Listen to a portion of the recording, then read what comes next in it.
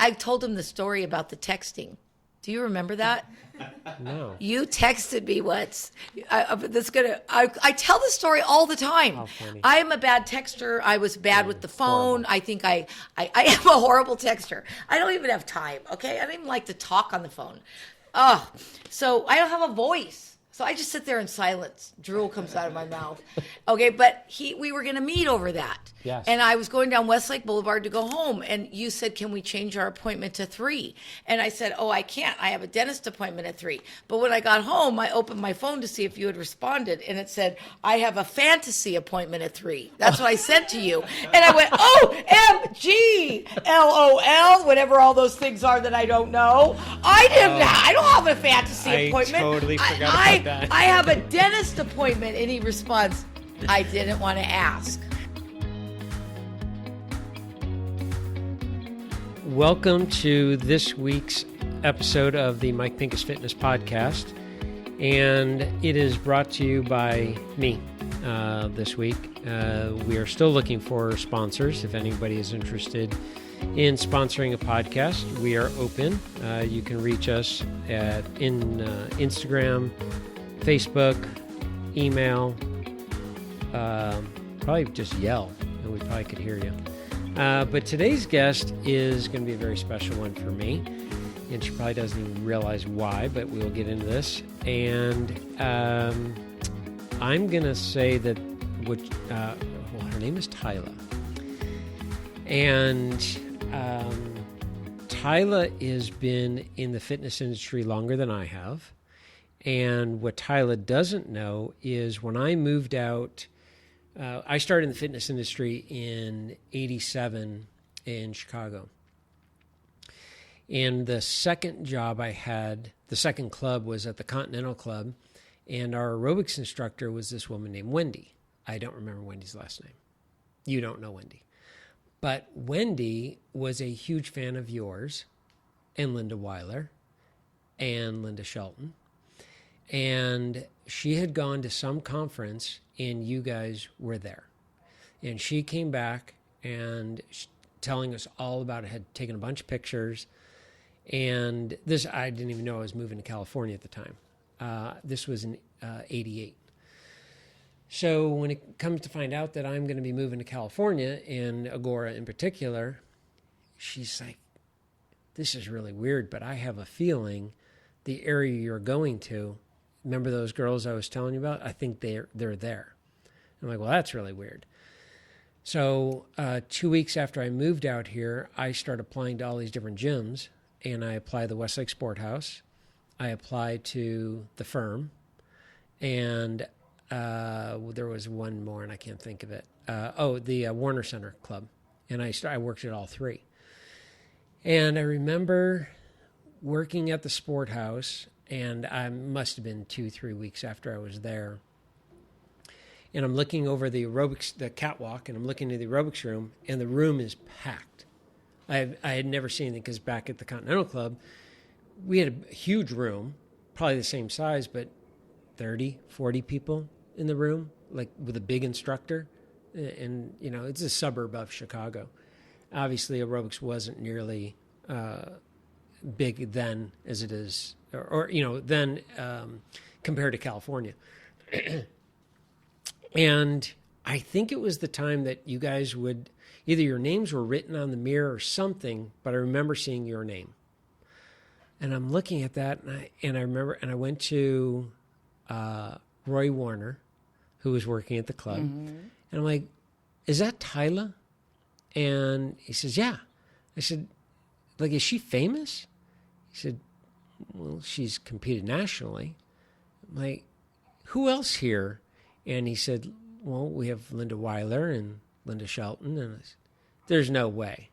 And then I worked at the Sport House from 6 a.m. to 2 p.m., drove to the Firm and worked at the Firm from 3 to 10.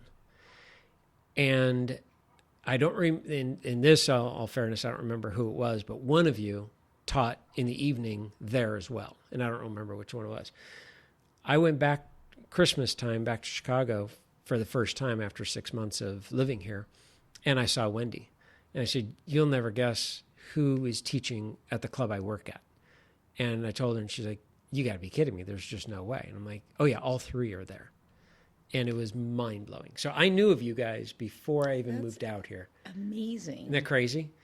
And then just to see your career throughout the whole thing. And so any case, that was part of the reason I wanted to bring you on is to, because I know I never told you that. You've never told me that. Yeah. It was pretty crazy. I mean, when I think back of 31 years ago, when I heard your name first, and then to see you and actually teach, which, by the way, most people listening to this today probably have never been to a real aerobic class. I'm going to guess. And when you see a real aerobics class, it's pretty inspiring. But when you see one of you guys teaching, and by the way, when I had said that we would have 30 or 40, I mean, you guys, how many would you? Oh, it would be packed. I mean, but Depending easy. on the size of the room. But well, at the sport house, it was 3 aerobic studio or 3 racquetball courts that were taken out, and those are 80 by 20. I mean, it was massive. I mean, there was I'm going to say there was at least easy 90 to 100 people in there, and there were times you just couldn't even move. And then what was always great, I thought was great, is Saturday mornings, if you're teaching and the 2 Lindas are taking class, or one of them, and then throw Edwin in there. And then the co-teaching, and it was a party. It was a massive, huge party is what it was, which I thought was really cool.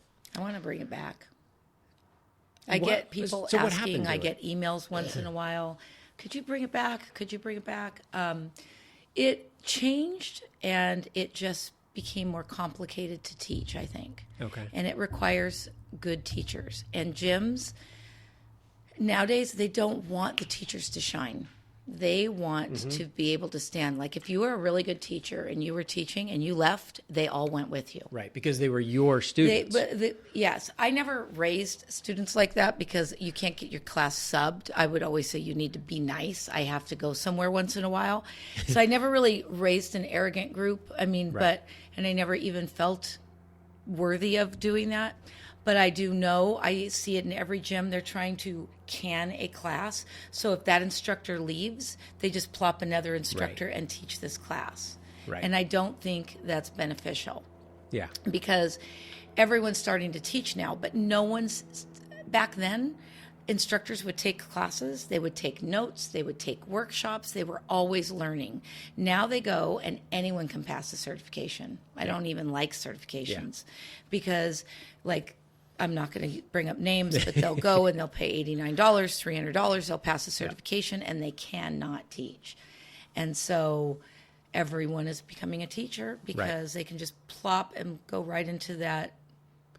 So along those lines that we were talking about the certification, back then, because I know the personal training certification, I'm not familiar with the aerobic certification, but when you guys back then took your certification, was there also a practical part of it? And that's how I met Linda Shelton. Oh, really? She was on staff at the AFA. Oh, yeah, absolutely. And she was there, and she watched you. You had to not only pass a written exam, you had to get up and teach. And people saw, do you know what an 8 count is? Can you guide and teach? And so that's what I used to do, though. I used to travel the world teaching people how to teach. How do you cue? How do you get them to move?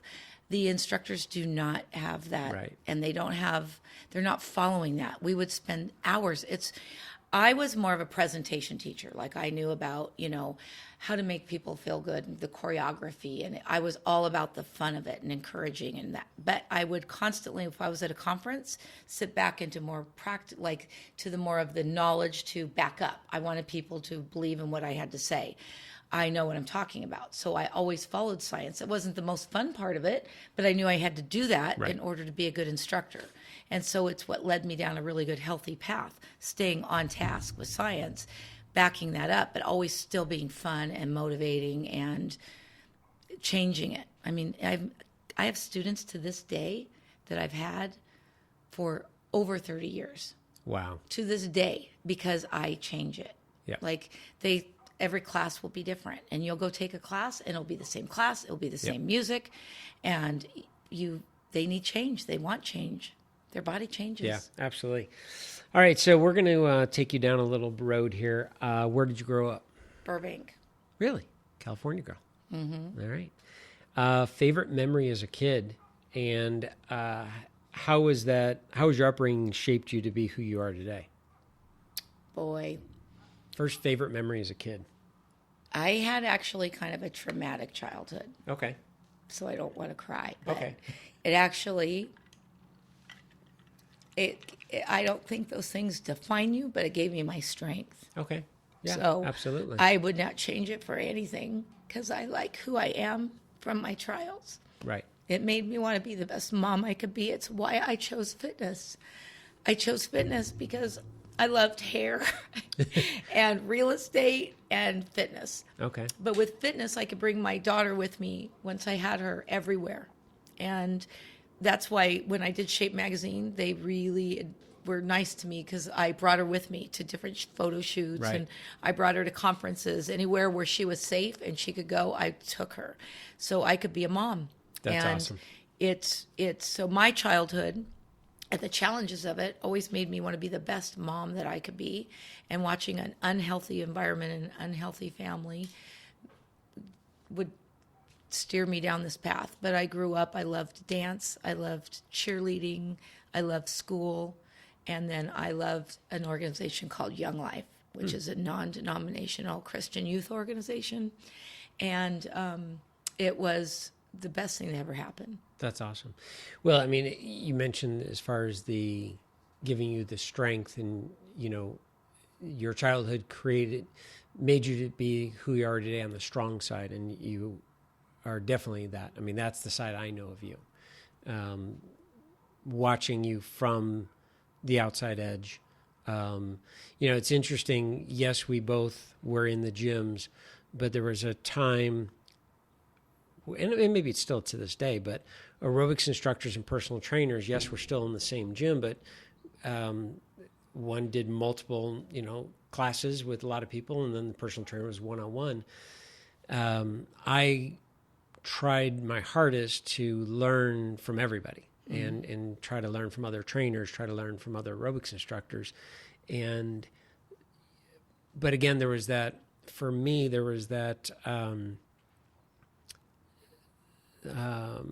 side of the aerobics that intrigued me, because I have a hard time teaching two people. I couldn't even imagine trying to orchestrate 90 to 100 people. So there's that side of me that saw you, and I would look at that and say, that's a strong person and a strong personality to be able to pull that off. And there's no way I could do that. So, well, you're a more focused person. So focused people can handle one person. Yes. I am very ADHD. And I tell people now to this day, it is not a curse. It is a gift. You just have to use it. Yeah. And so I can focus on a lot of people, and that soothes me. Right. It's kind of like caffeine settles me. It ramps some people up. Sure.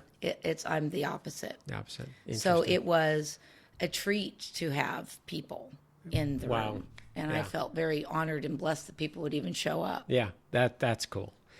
Where'd you go to high school? Burroughs High School in Burbank. Okay. And sports you played? I loved dance and gymnastics and anything I could get to. Okay. And you said cheerleading as well? Cheerleading, I loved cheerleading. Okay. And it's neat. I mean, I think a lot of aerobic instructors were cheerleaders because we continued our fitness, absolutely. Group exercise fitness. We are constantly cheering people on. Yeah. And I think it suits it. And my daughter was a cheerleader in high school, and she used it more athletically. Like it had to have purpose though. Right. I don't like to waste my time. Yeah. So I made sure the same thing exactly was for her. Yeah. Savannah was a competitive cheerleader in high love school that as well. Yeah, that was great. What was your first job? Oh my goodness, that's another thing is I don't know that I ever didn't work. I mean, I loved working before I could work. Okay. I would save my lunch money. I would babysit. And the very second I turned 16, I had 3 jobs and was a cheerleader and Really? carried good grades. I left from the Career Center at noon and worked for Monasco pricing landing gear for airplanes. I worked in the evenings at 31 Flavors, decorating cakes and working. And my grandfather owned the Burbank Medical Clinic, and I filed on the weekends for him. So the minute I could, I did, and I bought my own car, and that's where my work ethic, and that's why in fitness there were a lot of flaky people, and they didn't show up, and you could hear birds in the background. I'm really sick right now, or somebody said once, someone took my car, I can't be there, and 2 hours later they put it back. So I was constantly covering for people, and I think I showed up no matter what. It didn't matter. So I love work. Do you remember your first boss? Yes, I wish I could remember his name. My first boss at Monasco. Okay. Mm-hmm. Yeah. Do you remember your first mentor?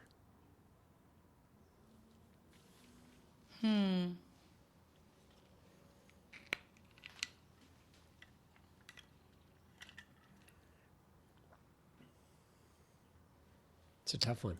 It is a tough one. Yeah. Because I always had to seek for my faith in a way. I was moved around a lot until, actually, I'm going to take that back. It's my grandmother. Okay. Very good. It is my grandmother. Okay. I would have to go with my grandfather. Yep. Yeah. I can't even believe because we're in this fitness thing, right. But my grandmother moved us into a house, so we weren't moving around all the time. And she's an amazing woman, and she gives continuously. She's 103. I've seen pictures of you posting. Yeah, right now. I mean, I'll go Insta. After this, and I'll make sure she's exercising and she's moving her legs around, and she'll be super positive. And no is not an option. And she allowed me. I would want to go to camps for things or pay for my activities. Right. And she owned apartment buildings, and she'd let me go clean the decks, and she'd give me the money out of the washers and dryers, and I earned my way. She didn't always just hand it out. It was pretty cool. That's very cool. Yeah, she's an amazing woman. My grandfather was probably, I think, well, for me, I'm sure I looked up to my parents to some extent. But my grandfather, and I did a podcast about this in the very early on. I was 15, and he and I did an 18-day road trip from Chicago to North Carolina, Niagara Falls, and up and around through Ohio and back down.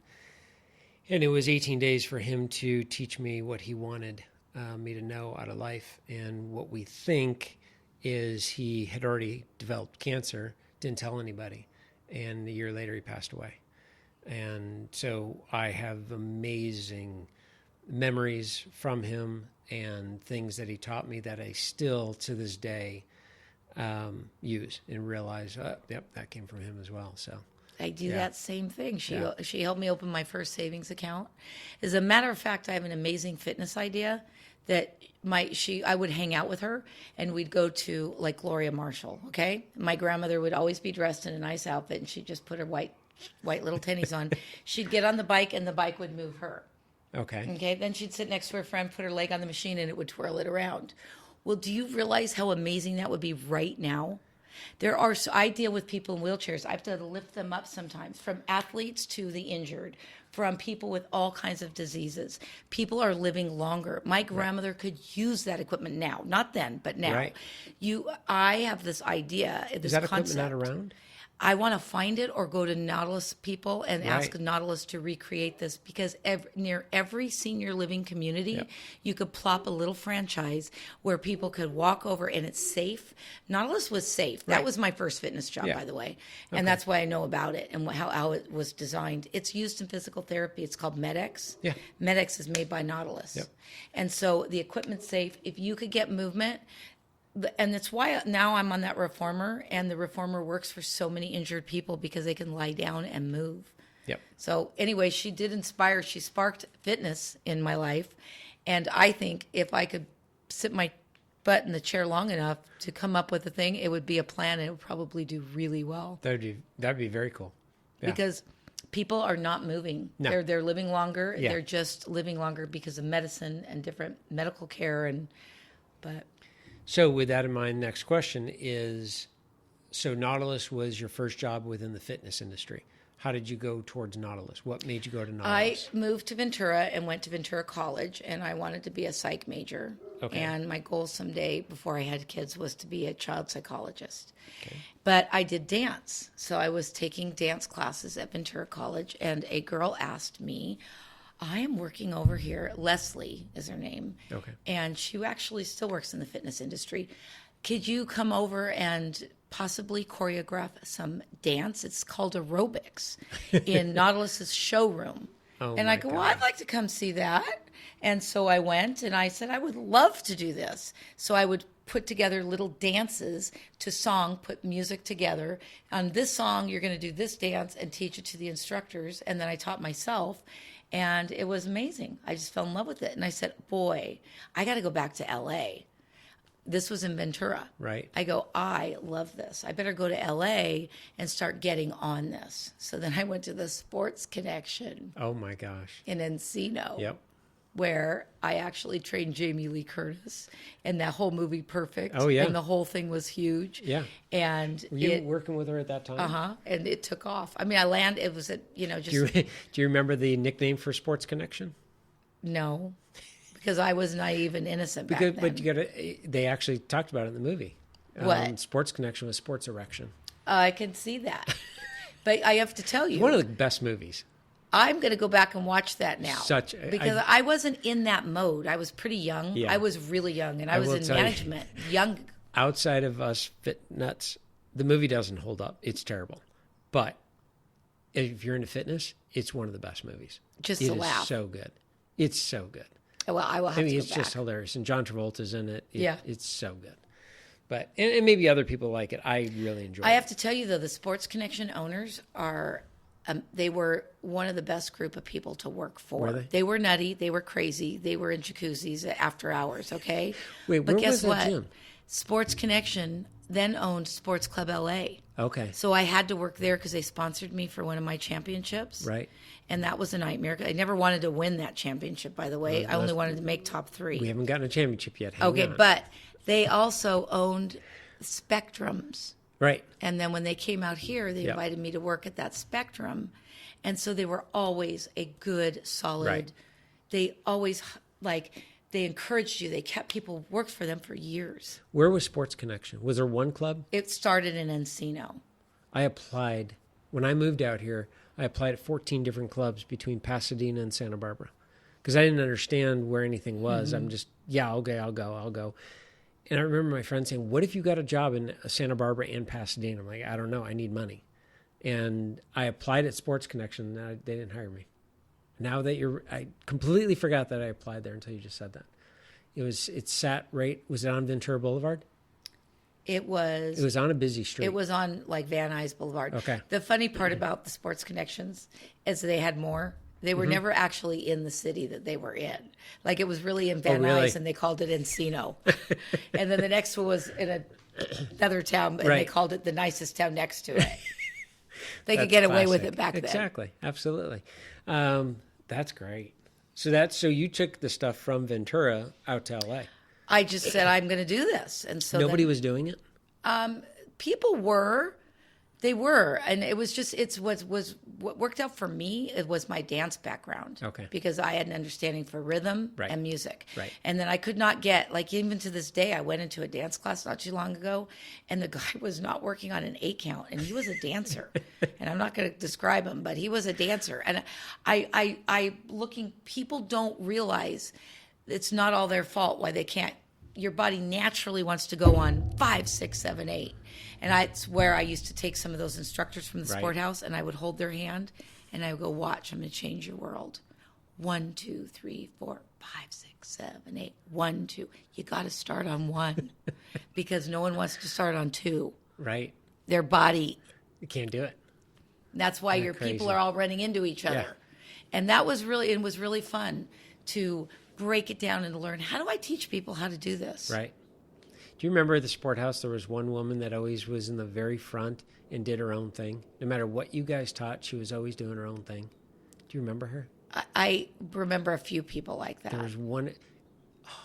was one girl and there was a guy. Steve was the guy, and he would hold Long hand hair? weights. Mm-hmm. Yes. Yeah. Oh my gosh. And he still to this day, I think, is wearing the same outfit. No. And he has his ankle weights with Yep. duct tape around him. Yep. And we got in a really big fight Oh my because I took the carpet up. And it made it hardwood flooring. I found that there was suspended flooring under there, and I was the manager at the time. Okay. And I said, this carpet, you won't replace it. It's dirty. It's gross. People are tripping over the seam. It's terrible. It is really bad for their knees laterally because we had transitioned from high impact to low and then high low. And all that was to distribute stress.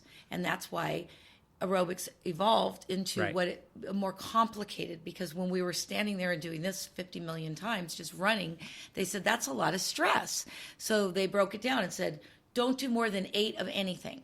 Like do 4 and 4 and 2 and 2, and the more you divide it and the more you move it around, the less stressful it is, because your goal in aerobics is to elevate your heart to work cardiovascularly. Right. So don't strain your body and the feet and your knees. And so we went into low impact, and everyone was laterally abused. They were like starting to get knee issues. And so they said, do high low. Well, that's hard to teach. Sure. People can't do it. Not a lot. When did you guys bring step in? It's so funny because I actually brought step to the Conejo Valley. Okay. I met Jen Miller at the White House, but I got on it, and it was the most boring thing in life. She actually invented it because she had bad knees, and her physical therapist said, step up and down on this platform. So she got her class as an aerobic instructor to go to the teaching platform and to step up and down. Okay. Yep. So I got that thing and went, I'm going to take a gun to my head right now. So then I, again, started working with choreography on it. But there was a whole nother skill there to not hurt people. Right. Because you can't step forward. That's bad unloading of the knee. Yep. The thing has a ridge on it. And so a lot of people blew their knees out. We won't mention any names because they twisted. They wanted to do crazy choreography. Oh, yeah. But you have to unload the knee. If you're going to turn, you got to lift so that you're not, grinding your knee. Mm-hmm. So that's my thing that helped me to maintain a level of wellness was to constantly follow safety without compromising the fun. What year are we talking? Back it up, Ventura to Sports Connection. Well, Ballpark. I went to Ventura in 1980. Okay. And so it was... This was way early on. Way early on. Yeah. Wow. That's amazing. What challenges did you guys face, if any, back then? Or was it just purely accepted, like this is the newest thing?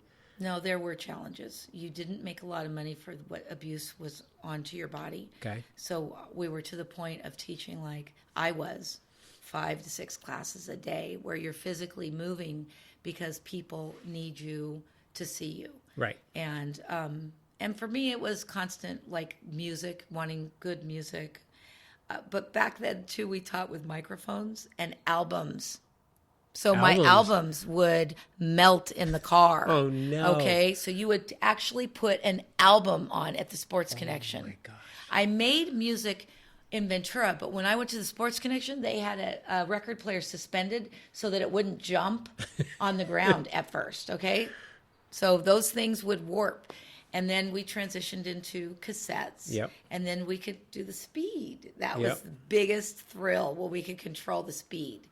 And but we were teaching with microphones, and they would we'd step on the cords. So they'd go out. So that's when I had to develop the good old famous whistle. Right. So I used to whistle and go take it from the top, and because when you have a couple hundred people, you had to do that. And once I was in South Africa, and I had 10,000 people in a class. I did a tour for the American Heart Association, and my mic went out for a minute, and I went, like this, and I said, take it from the top, because in choreography, there was a top to it. And there was a whole reason even behind that. Okay. Because you didn't just, you wanted, and people would feel like, I can't dance. You're not dancing. Right. If you saw me doing this on a dance floor, you'd say she's doing aerobics. Right. Why is it when I'm on the aerobics floor, you're saying I'm dancing? They're different, but you're going to learn. Your body will move. Right. 10,000 people, was that the biggest? Biggest. Wow. It was, I did a tour across South Africa, and it was huge. It was in Durban, and it was a huge, like the end of my thing, all these people just came out, and it was really, really amazing. What a rush. All right. So the challenges you guys faced as instructors, what challenges, if any, did you guys face bringing aerobics? Because this is the 80s, so bodybuilding is huge. In the gym is huge. Nobody is going into a big classroom. Like, I can't even imagine, like, I'm picked because I know the world of bodybuilding and I know when that started and where it went and all that side of it. So I'm just trying to envision, like, in Gold's Gym in Venice, you got the guys and girls, mostly the guys, doing bodybuilding, training and all that. And then off into this room with glass and mirrors, there's a bunch of people jumping around. How did you guys sell the idea? It's a whole different animal. It's an entirely different group of people. Oh, completely. These are people that would not, as a matter of fact, when I would travel, I remember being in Sacramento where the room was too exposed. And I was trying to tell the ladies they did need to cross-train. They need weight-bearing exercise. And I was joking. And I said, do not be intimidated by those guys out there. I go, when they're walking around and their arms are out to the side, do you know what they're really thinking? Right foot, left foot, right foot, left foot. And when I got off the weight floor, they all stared me down like, and I go, I was just trying to encourage the ladies, okay? Don't take it so personally. And it is funny that, and I wonder if there was a reason behind it, but all the gyms had, and maybe they still do, I don't know, I haven't been in a gym in so many years, but all the gyms had glass. You had the weight room. It's music. And then you had the glass.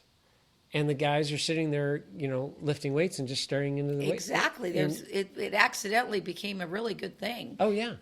It's crazy. But it's just mind-blowing that the aerobics took off in health clubs alongside with all of the strength training, if you will. Well, big gyms started to emerge and they needed to reach more people. Right. Look at how many people you can accommodate in one room instead of, still to this day, there are people attending classes. Sure. People like classes. They need that commitment. They need the time, the commitment, the guidance. Right. I'm assuming it was predominantly females in your class. Yes. Do you remember the first male that took your class? I mean, there's always been a male always or two. Has been. Okay. Always. Okay. Yeah. Because I know, it wasn't, I started in 87. It had already taken off.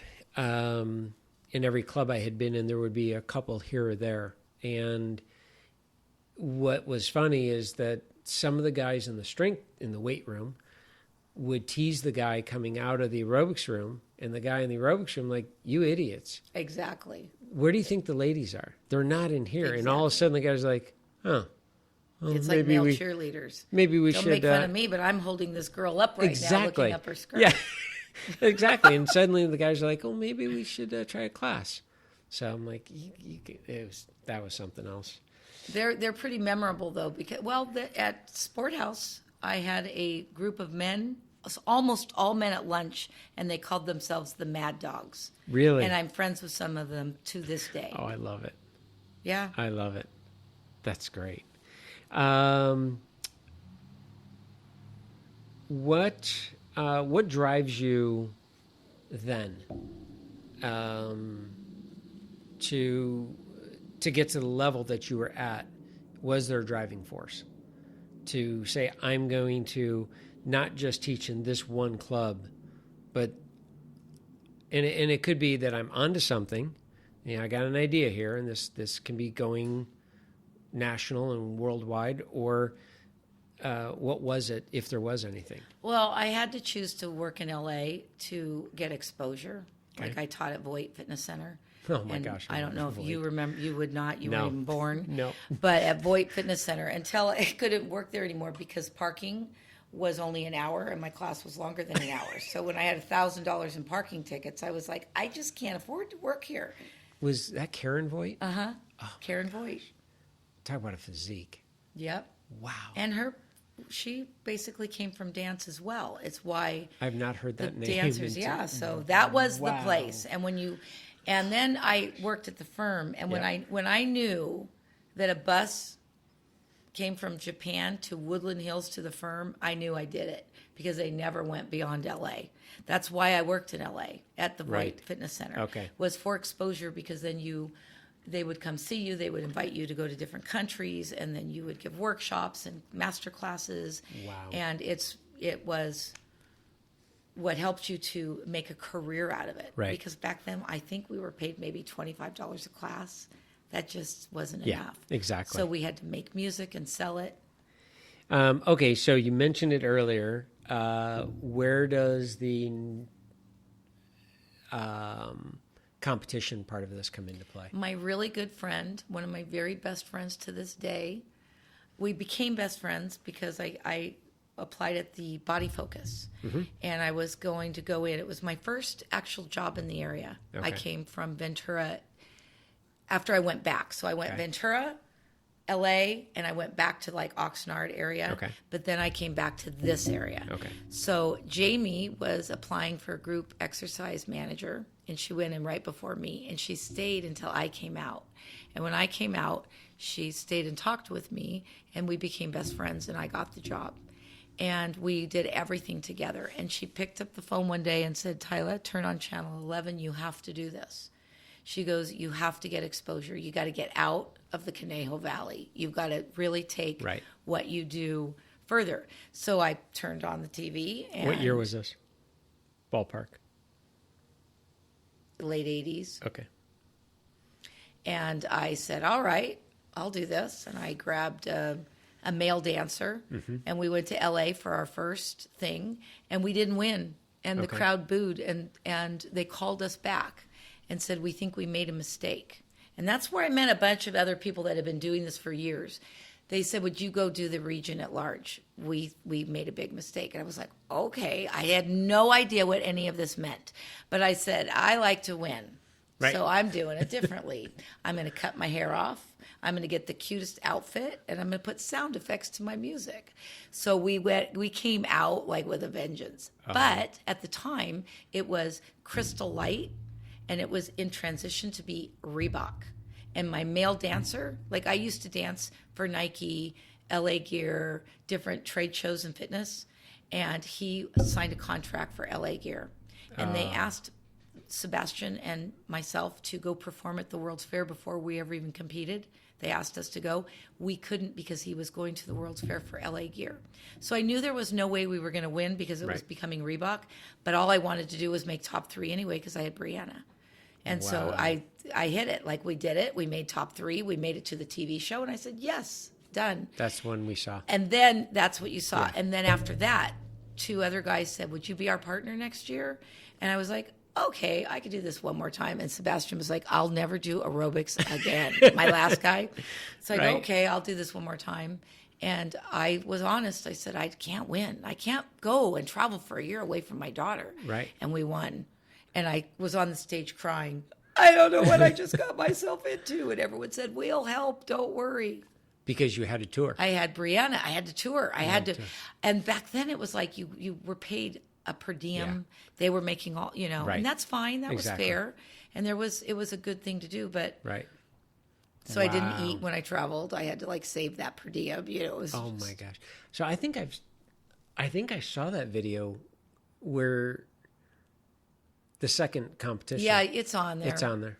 Yeah. You can go onto YouTube and pull up Tyler Patterson aerobics, and you'll see it. Oh, it's great. Hey, when you get old enough, you don't mind. Like I was embarrassed and would hide it, and then there's a certain point where you're like, hey, go ahead. Oh, absolutely. It was so much fun to see that.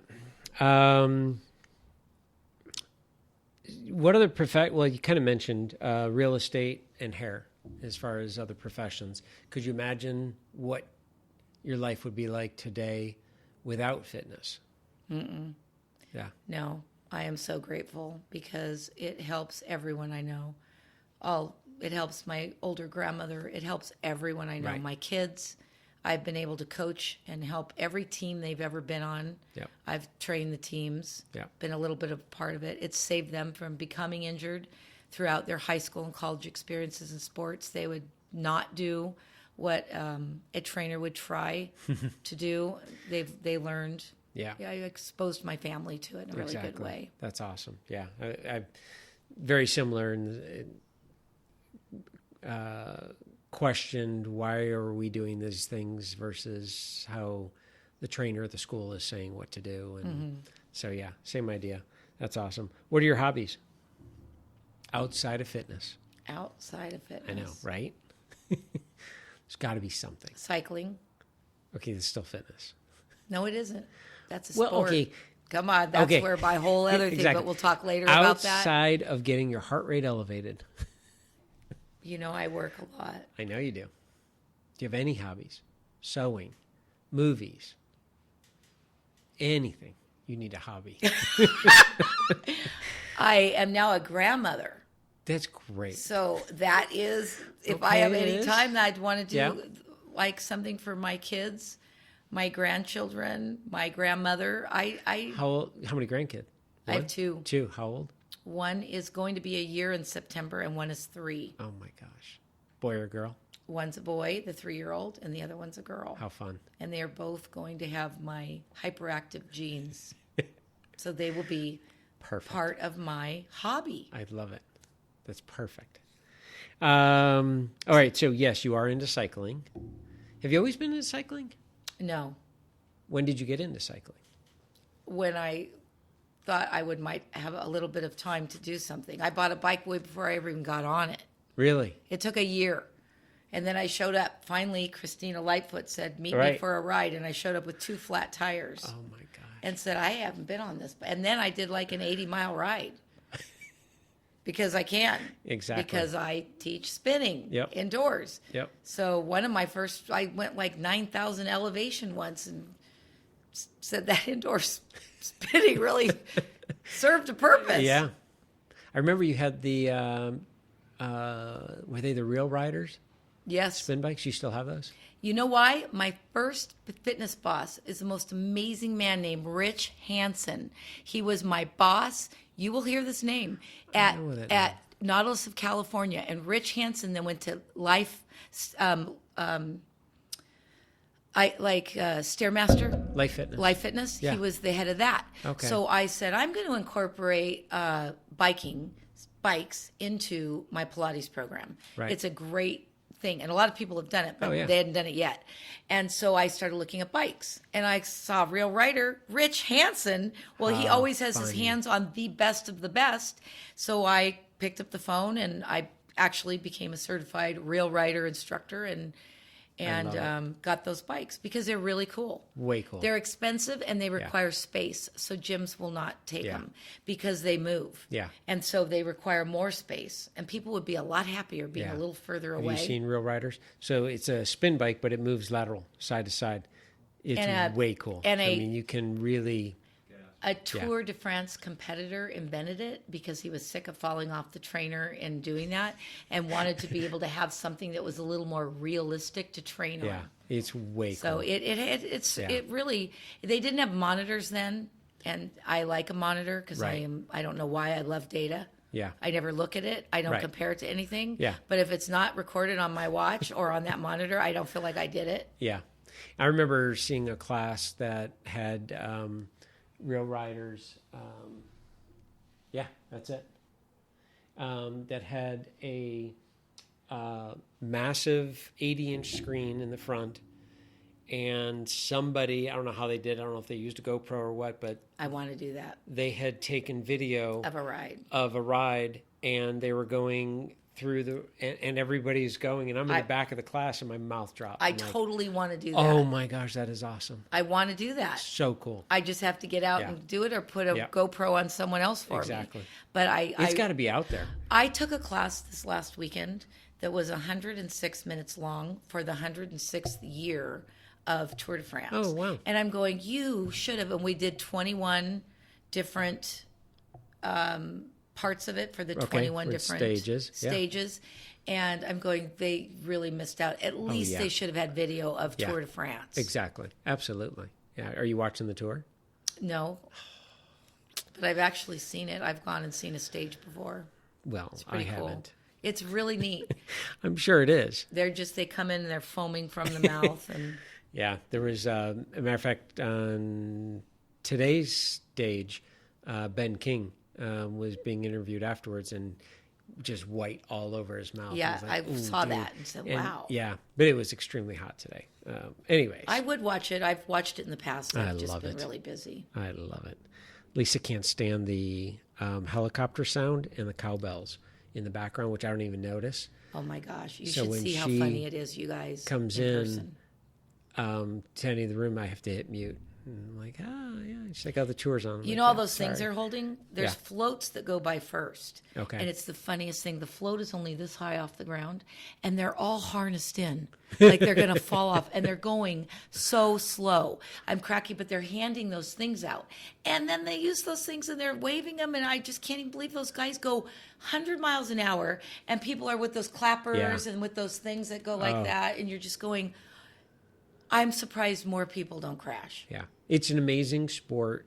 To my knowledge, and we haven't really talked about this, but it's one of the only sports that a professional is on the same, can be on the, an amateur cyclist can ride the same roads as a professional.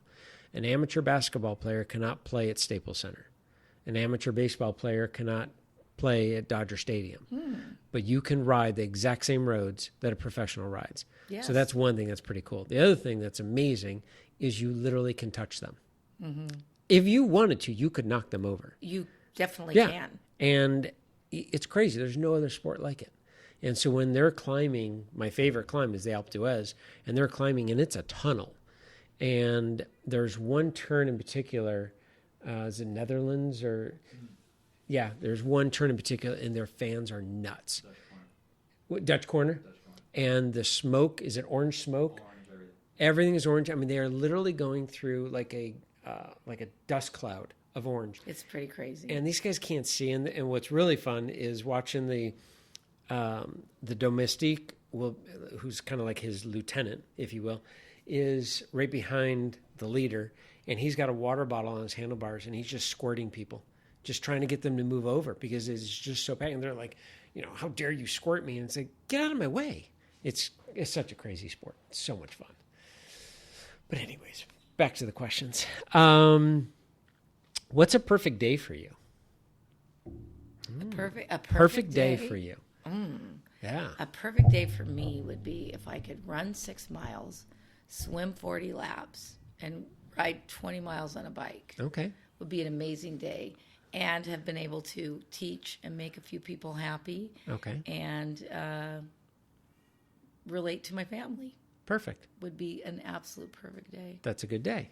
Perfect.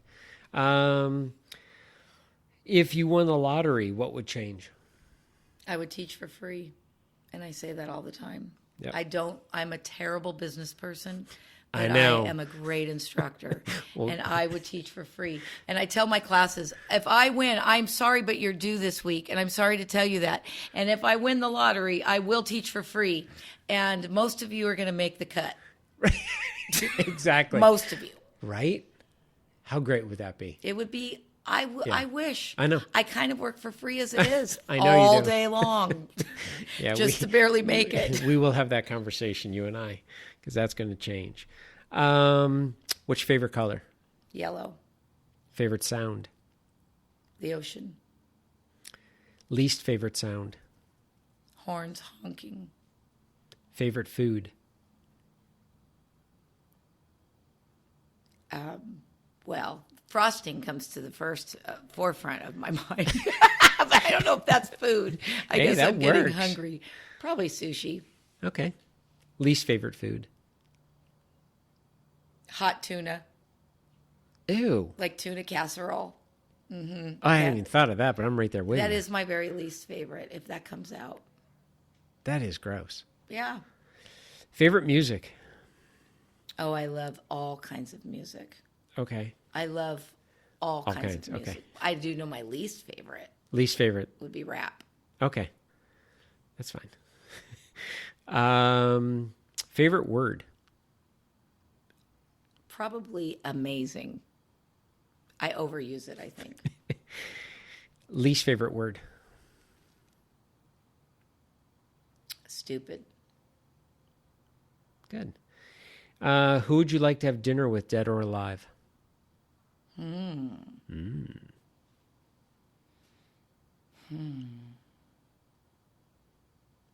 Maybe George Washington.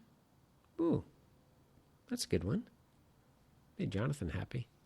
He likes old people. Well, not only that, he was really cool. You know, he, as a young man, wrote out 100 personal rules of conduct that he wanted to live up to at like 14.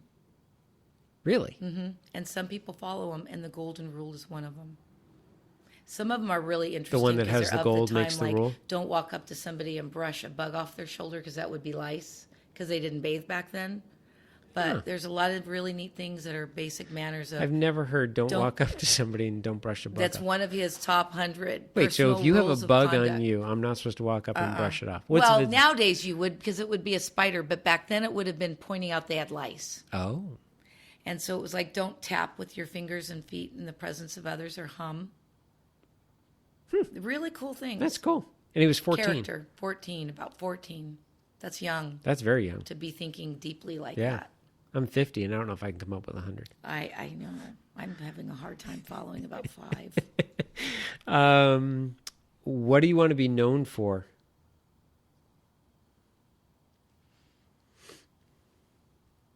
Being a caring person. Good. I like that. One of the things we talked about before the podcast, which I don't know if I think we've actually talked about this. In one of the podcasts I think we did with my goddaughter, because we got into CrossFit.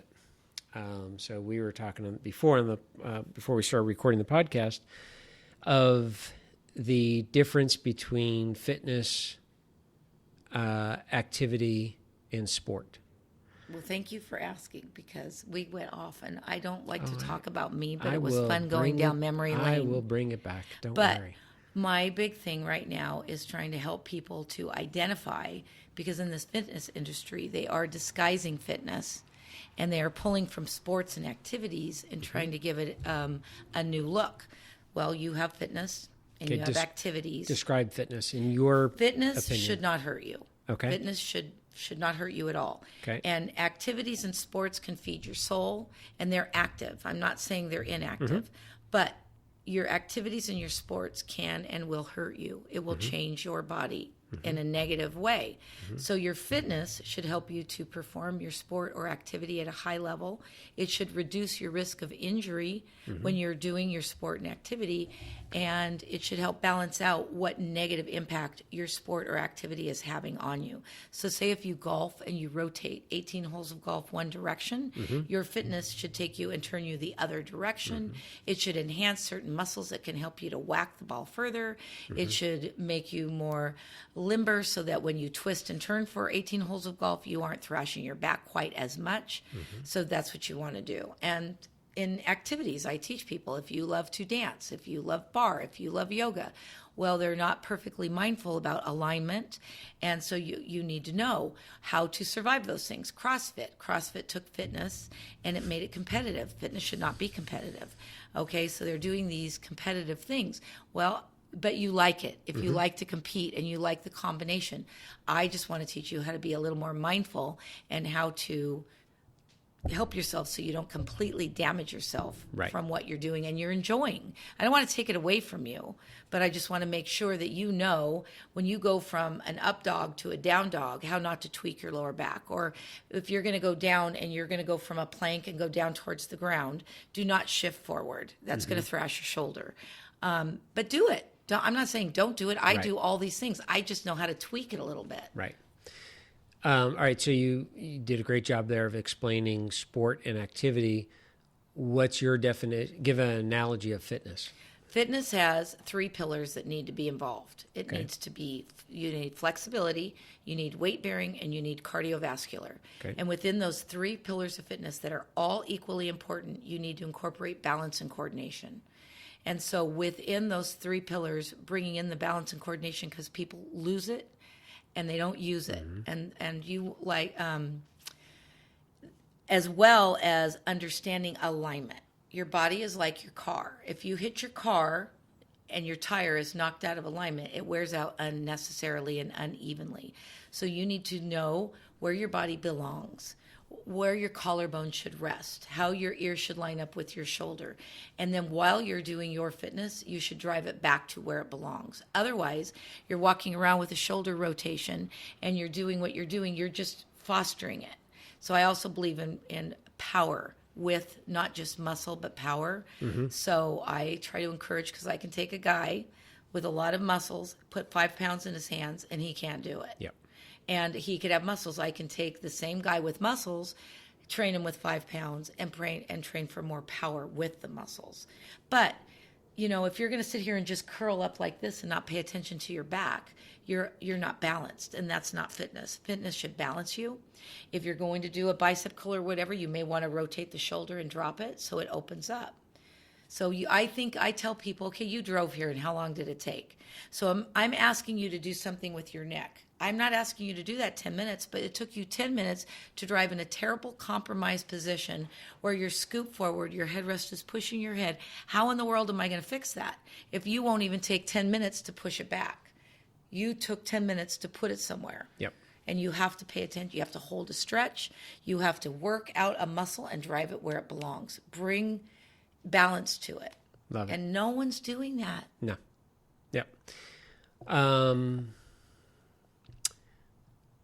When did you get into Pilates? It was an accident, actually, because I did a pregnancy fitness video, and there was a girl hired, actually, and I had to bring Linda Shelton into it, but a girl was hired to do some of the scripting, and she was a Pilates instructor, but it was crazy. And I had the same impression everyone else does, that it was from dance. But I wasn't interested in something in fitness that wasn't science-based. So I didn't give it a lot of credibility until later. Later, I developed an autoimmune disease, and I was teaching step and aerobics, and I was getting super fatigued. So I started looking more and more into things that were restorative. And then I was at Gold's Gym, and they were just kicking off here in Thousand Oaks. And I said, I'm going to give this another shot. And I did, and I'm so happy. Because I placed all my science. I didn't let anyone sell me on a philosophy. There are many things I won't do that are. But I also went back, and I went to conferences, and I researched about Joseph Pilates. And he wasn't a dancer, and it wasn't made by a dancer, and it wasn't made for dancers. They just made it popular. And they changed it. They put in turnout. They were choreographing on it, and that's what I was uninterested in. And I had heard, I don't know if I'm correct or not, that Joseph Pilates actually created it to help with soldiers coming back from the war, to help them for recovery. he was Any truth to that? Yes, there is truth to that. First, he was a sick kid, so he had this interest in becoming well and healthy. Okay. So he designed mat Pilates first, like on the ground, and he called it controlology. Like it was all about controlling your body weight. And then he was captured in the war, and he went in and injured soldiers. If you look at his first piece of equipment, it looks like an old-fashioned hospital bed, where he used traction and the springs from the old-fashioned hospital bed for resistance. Wow. And then after that, he created the reformer, where he still used springs and he used leather straps, and it was very archaic. But he moved from Europe to New York, and the New York Ballet, they were all injured, and they had heard about this man training boxers and athletes, and he wanted to go into hospitals and schools, but he didn't have a degree or anything, so he felt no one would listen to him. And so injured people came to him, and he helped them. He was way ahead of his time. Dancers came to him, and they came to him, and there wasn't even a training program. So when you hear people say classical, it kind of drives me crazy, because I go, if I taught classical fitness, where I held my one leg up and brought my other leg to my other leg, and you taught me do what we did in the 80s, you would say, oh, that's old and archaic. And so it has changed. He taught everything always in a flat back, because he thought a baby was perfect, but they had no muscle definition. So they had no tone. So they didn't have a curvature to their spine yet. So I was able to meet enough people that were still alive and go to boards and panels and ask and pick questions to find, where did this come from? So the dancers tweaked it and changed it. And so say he had like Ron Fletcher, Yeah. Okay, there's a big name in Pilates. Well, he trained him. So Ron said, "Can I go teach Pilates?" He said, "Sure." But it'd be like you have one client and they have needs and their body's a certain problem. And that guy said, "Can I teach to everyone what you taught me?" Well, you put that program for that one person. So there's a whole bunch of holes in that program. Yep. So they started realizing that they were just teaching what was made for them. And so then these programs started. Wow. How long have you been teaching now, Pilates? I don't even know what year that was. Well, probably 20 years. Okay. Wow. I'm starting to get to the point where I go, isn't that enough? Do I really have to say more? That's enough. No, that's awesome.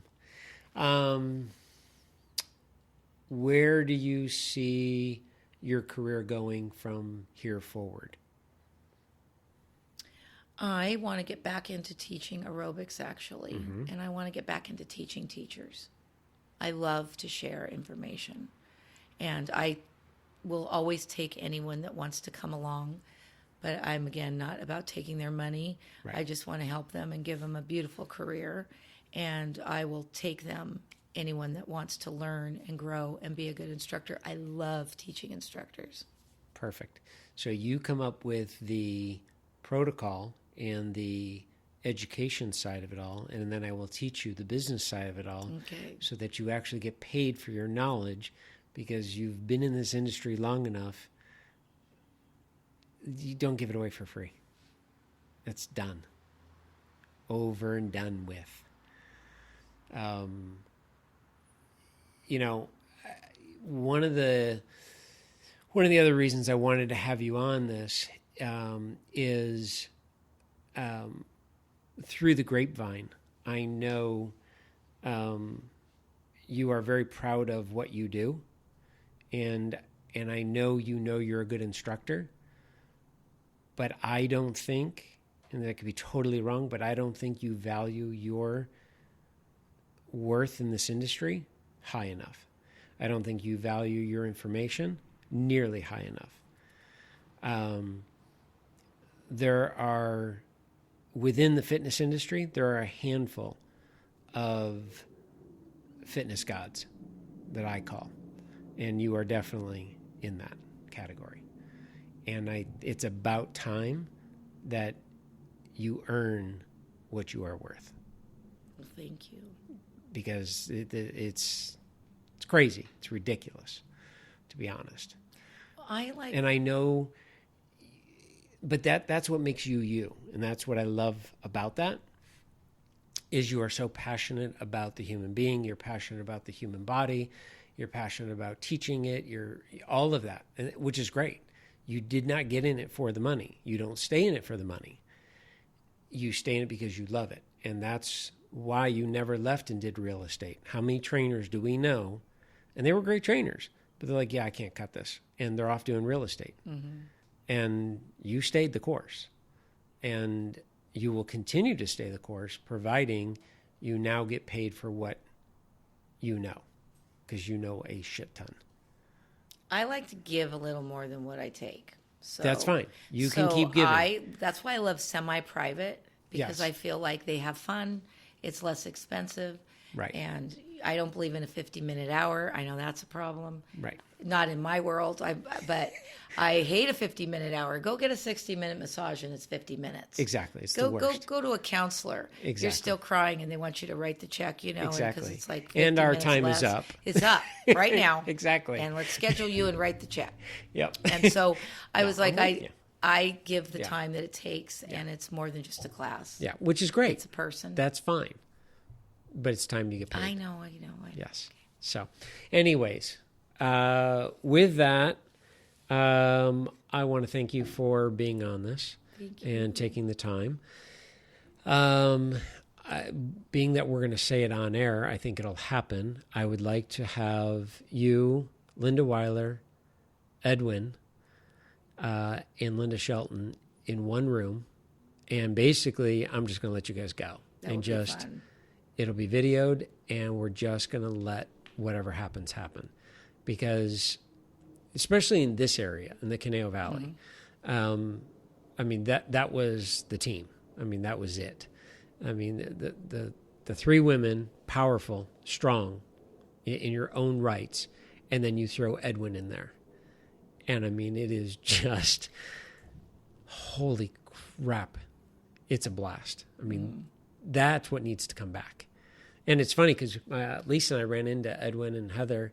Heather's his wife, right? Mm-hmm. Yeah. We ran into them at Farmer's Market over by Joy Cafe there.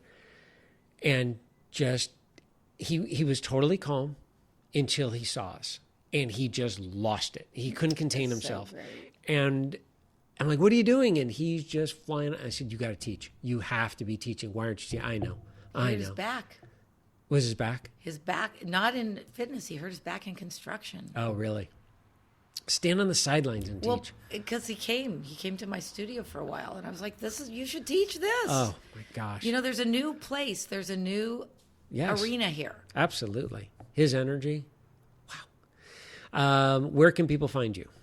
I have a studio. Yes. And I actually hate that my name is in it, but I was working in a physical therapy office for 7 years, and I was encouraged to try to incorporate it. So it's called Studio Tyla in Westlake Village, but I use my name Tyla as an acronym for Turn Your Life Around.